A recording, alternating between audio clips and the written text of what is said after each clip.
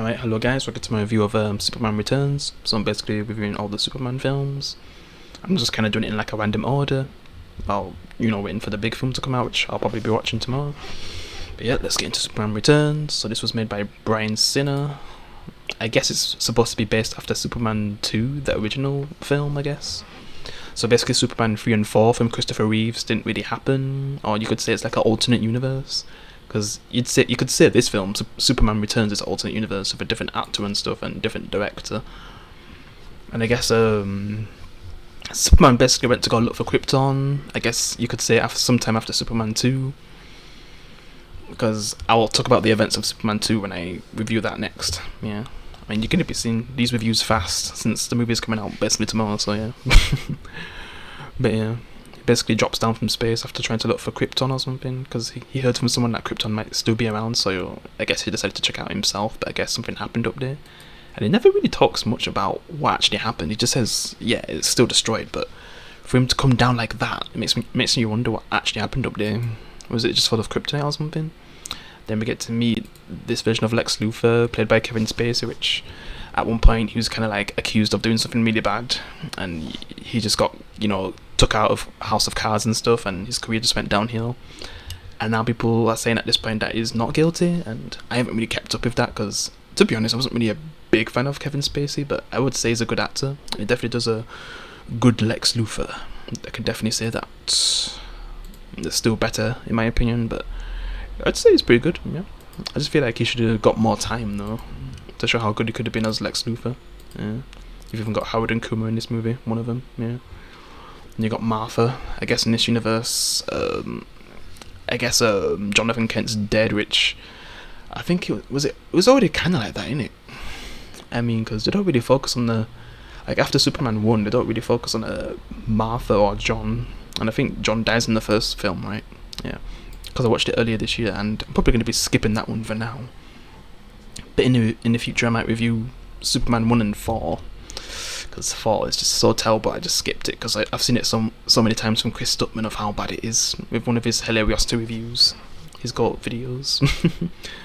And you still got Jimmy around, he's still a big fan of Clark Kent for some reason. And then there's Lois Lane, which she doesn't work. She doesn't feel like Lois Lane, she just feels like a random character. She tries at first, but then she just completely gives up on trying to be a true Lois Lane. I mean, the original one, truly Lois Lane with her personality and everything, her energy. This one is just so dull, not really much going to her, like, to just staring and stuff, like, come on man, you're not Lois. And then she has a kid and a family now, basically Cyclops from X-Men. He basically becomes the dad, yeah.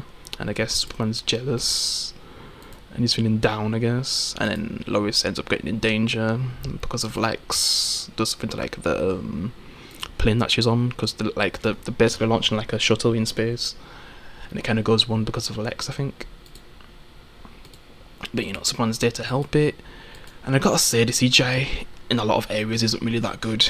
It's not that good to today's standards. It's pretty bad, but there's some moments where it does look really good, and there's moments where it just looks terrible. And I'm wondering how the new Superman film will be with CGI. Yeah, since it's 2025, it can't be as bad. But yeah, and like I'm saying, like, let's just look at her, man. This is her for most of the film. Just like, like, bro, could have did better with her, man. And Kevin Spacey he does a good job, but like I said, he doesn't get enough material. Yeah, and then you've got this kid, which they tried to like imply that it's Superman's son, because in Superman 2, I guess Superman and Lois had like a moment together, so yeah. And there's another thing that makes it a bit more confusing, because I'll just at least say this, because Superman basically erased her memory of maybe just of Clark Kent being Superman, but probably the time she spent with Superman still happened. Yeah, they don't really explain that kind of stuff anyway. Yeah, and that's why you could easily say, like, are you sure this is the same universe as Christopher Reeve's Superman? Yeah. And you just make the Cyclops actor a good guy in this. He's a good husband, but then, like, I guess Lois still has feelings for Superman since he basically left without saying goodbye. Yeah. And you got one of Lex's people just trying to make a distraction while he steals like kryptonite or something. Yeah. And then I guess Lex nearly got her killed because he actually destroyed the brick, so she actually could have died if Superman wasn't there. Yeah. And her involvement in the story just makes no sense because she doesn't even fully like Lex to the point where she's fully agreeing with his plans. Like, I mean, the moment they tried to kill her, she just wanted to possibly be done with him, but she decided to stick around like an idiot. And at least she does something good at the end, but we'll get to that, I guess. Yeah. And yeah, I just don't really have much chemistry in this film, and obvious reasons because she's with someone, but man, like the one from the Christopher Reeves, like they had so much chemistry. Even flipping Smallville, Lois and Clark had a lot of chemistry because, you know, it's Smallville, man. That just has great writing most of the time, because sometimes it can be cringe because it's basically like a teen show. Yeah. But then it will have like serious moments. And to me, I'd still say the Lex Luthor from Smallville's the best Lex, like, because we get to see him fully develop from, you know, helping Clark, possibly being a hero like Clark, to then just having a huge downfall and becoming a villain, and probably doing some of the most evil things I've seen from Lex since I haven't read the comics or anything like that. But just from live action, like the Smallville Lex is the most evil I've seen, like flipping taking his girl, killing his dad. Just he does some terrible stuff, man. Taking flipping Clark's girl, man, and turning him against him. Yeah, it's just all that kind of stuff. It's crazy. But yeah, I guess Lex's plan in this is to use what he gained from like one of the previous Superman films, the Christopher Reeve films, and use it to like make a new island. So it'd be like kind of like a new Krypton, but made by Lex. And I guess because it'd been close to like civilization, it could probably kill billions, I guess. And I guess she feels bad about that. The woman who's with him, and then somehow, I guess she ends up with her son, with Lex, and it's just, I feel like I skipped a scene, or I just wasn't paying attention, but I'm just like, bruh, how did it even get to this? How the hell is Lois with her son while next to Lex, and then Lex is seeing if he has, like, if she's like Superman, thinking they might have been together, which I guess it could work out. Yeah.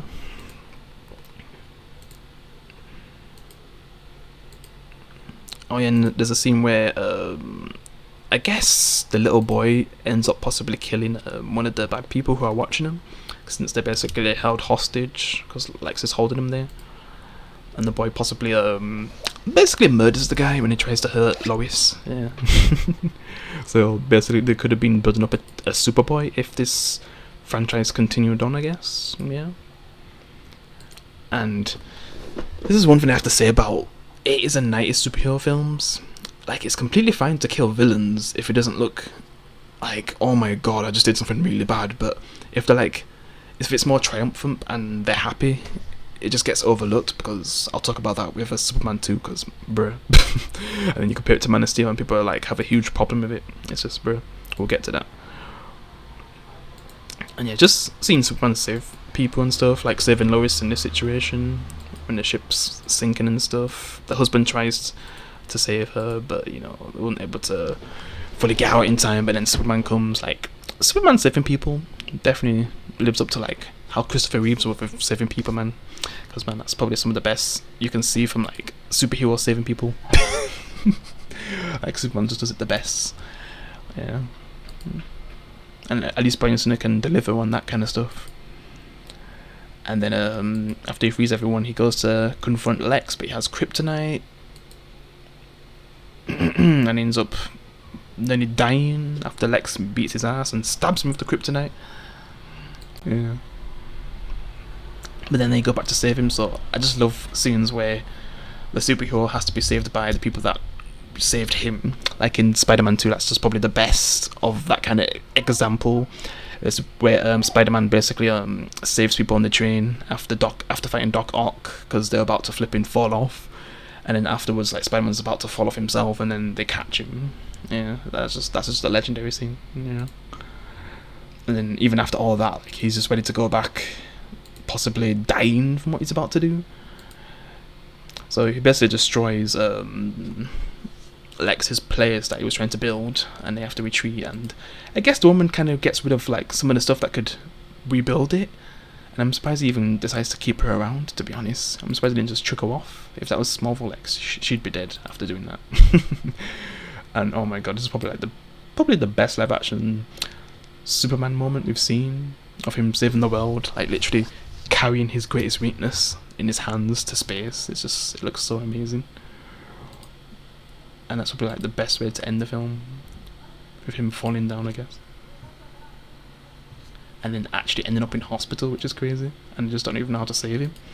Because, you know, it's Superman, they can't really penetrate his skin and stuff, and I guess they go to see him, and when she gives him a kiss, like, he starts to feel better, which is just hilarious.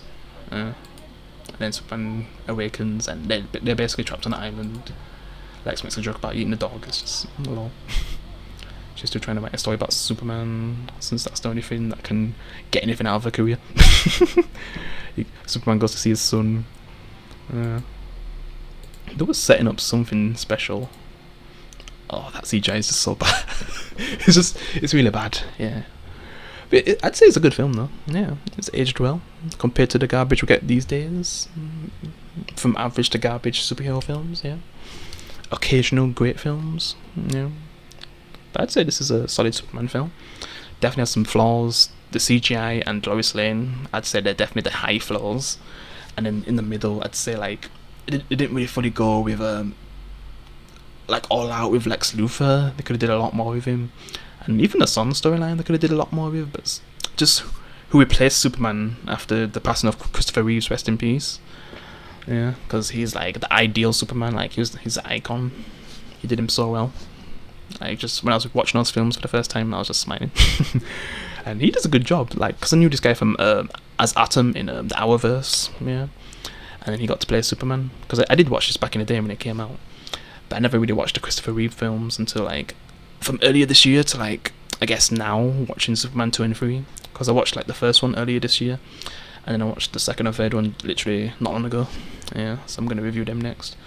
But yeah, this is I'd say it's a solid Superman film. It's made by Bryan Singer, so it's definitely not gonna be bad. And he basically left this for X-Men 3, which was just a mess, and I just don't know if there's like too many studio interference, so he decided to abandon ship. Cyclops joined him as well, and I'd say they made a better choice, because I still don't know if he would have been able to save that film after some of the films he directed afterwards, like Dark Phoenix and Apocalypse. Even he couldn't save those films with his directing. Yeah, that was just a Doom universe, but yeah, that's pretty much it. So yeah, let me know what you thought about Superman Returns, if you've ever watched it. I'd say it's a good film. I don't even know what I'd rate it, maybe like a 7.8 out of 10 or something. Yeah, it's definitely a good watch. It's just not really having like the greatest Lois. Kevin Spacey's done well as Lex Luthor, but they don't really use him enough. And as for Superman, they're doing pretty good. Yeah, definitely not the best, but pretty good. Yeah. And it was cool when we got to see him again in Crisis on Infinite Earths. That was pretty cool. Yeah, they brought a lot of characters back in that from other franchises. But yeah, I'll just end it here. Appreciate you can leave a like. I'll see you in the next one. Peace.